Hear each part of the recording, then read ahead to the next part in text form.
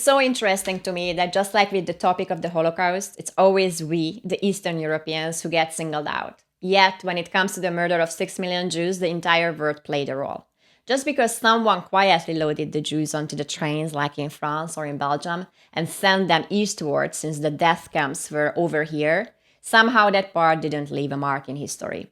This comes to mind when I look at Denmark's immigration policy over the past 10 years. It's much stricter, much more hardline than Hungary's, yet they are considered cool and acceptable for what they are doing, and we, Hungarians, are the black sheep. Before we explore why that is, let's take a look factually at Denmark's immigration policy. After the 2015 European refugee crisis, Denmark significantly tightened its asylum policies. Instead of granting permanent residency, they often only offer temporary protection. Refugee status can be revoked if the country of origin is deemed safe. So there is no such thing as staying forever just because someone likes it better there. In 2016, they passed a so-called jury law, which allows the government to confiscate asylum seekers' valuables to cover the state expenses. They also made family reunification more difficult. You need to learn the language. You have to actually pass a language test to be allowed to stay in Denmark. Applicants must prove financial self-sufficiency. Their ties to Denmark must be stronger than to their country of origin. These rules apply not just to asylum seekers, but also to those with permanent residency.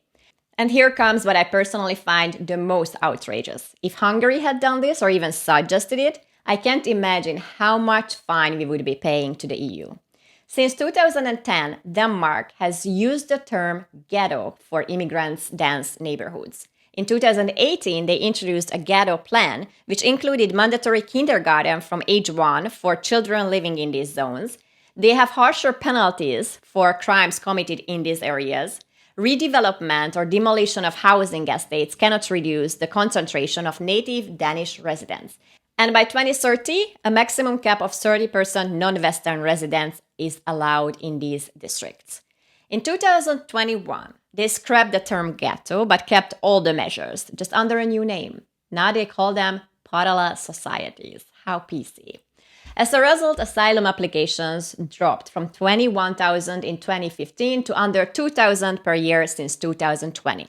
What's even more interesting is the broad political consensus behind this strict immigration policy. It doesn't matter whether it's the left, the right, or the center, it's been on the agenda since 2000 and they haven't budged. Denmark now accepts one of the lowest proportions of the refugees in the entire EU. But how is this possible? In short, because Denmark negotiated official exemptions, the so-called opt-outs, from the European Union when they joined. In plain terms, this means that Denmark only joined the EU on the condition that it could stay out of certain policies, like the Eurozone, the common defense policies, and the justice and home affairs, which includes the migration and asylum. These exemptions were written into treaties, so Denmark is not legally bound to follow EU asylum and immigration rules. Yet, Denmark loudly supports the EU's migration policies while treating Hungary as if we are doing something terribly wrong when we say no to mass immigration. And this is where politics comes in. Because political support doesn't come with legal obligations for Denmark. So, this is what Danish-style solidarity looks like.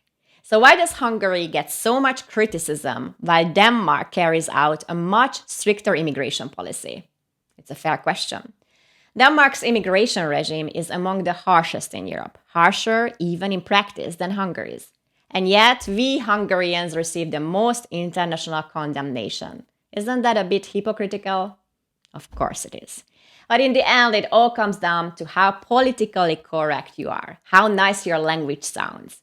Denmark might be doing the same or worse in practice, but it plays the role of being cooperative and pro-EU on the surface. It's an easy game to play when you are exempt from the tough stuff, like migrant quotas.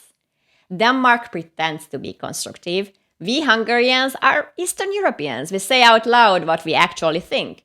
And that's why the Danish situation feels incredibly hypocritical. Because Denmark gets to do what it wants and legally opt out of EU immigration rules, while Hungary doesn't have that privilege. Because Denmark gets to do what it wants and legally opt out of the EU migration rules, while Hungary doesn't have that privilege.